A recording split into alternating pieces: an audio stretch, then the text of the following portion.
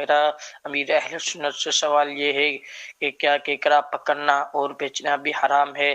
براہ کرم رہنمائی فرما دیجیے اور میرے لیے اور میرے ماں باپ کے لیے بے حساب مغفرت کی دعا فرما دیجیے۔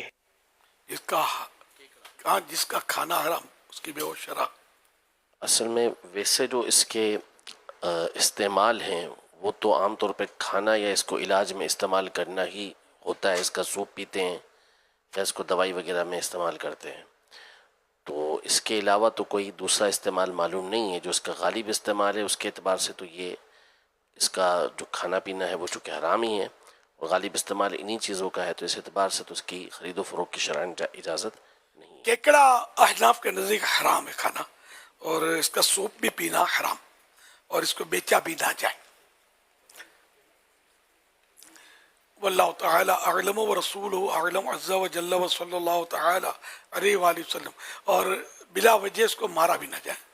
یہ اس کے ساتھ جیسا ظلم کرتے ہیں، یہ میں نے مناظر دیکھے۔ یہ اپنے نیٹی جیٹی کراچی کا ایک علاقہ ہے، یہ نیٹی جیٹی بولتے ہیں سمندر ہے، تو وہاں وہ کنارہ ہے، تو وہاں یہ گل لگا کر کانٹا، ہم میمنی میں گل بولتے ہیں، کانٹا لگا کے بیٹھے ہوتے ہیں ڈوری، تو بعض اوقات پھنس جاتا ہے کیکڑا، تو اس کو بے دردی سے مارتے ہیں، یا پھر یہ کہ وہ ٹرک کے نیچے ڈالتے ہیں، روڈ بھی ہے تو کچل جاتا ہے۔ تو یہ تو ظاہر ظلم ہے۔ یہ آپ کو کچھ بولا تو نہیں اس نے، وہ آپ نے کانٹا ڈالا، بیچارہ غذا سمجھ کر وہ آ گیا، پھنس گیا، خود وہ تکلیف میں آیا، اور مزید آپ اس کی جان بھی لے رہے ہیں۔ ایسا نہ کیا کریں۔ دوسرا، یہ کانٹوں میں زندہ کینچوے کے ٹکڑے کر کے یہ اس میں پیروتے ہیں، اس پر بھی مچھلی جلدی آتی کہتے ہیں، لیکن یہ کینچوے کو ٹکڑے کر کے زندہ تڑپتے کینچوے کو کانٹے میں پیرونا، ذرا تصور تو کریں کتنا تکلیف دہ ہوگا، یہ بیچارے کی جلدی جان بھی نہیں نکلتی۔ تو یہ نہ کیا کریں۔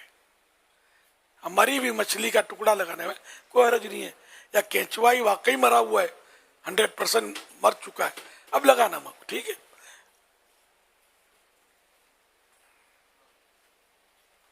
صلو علی الحبیب۔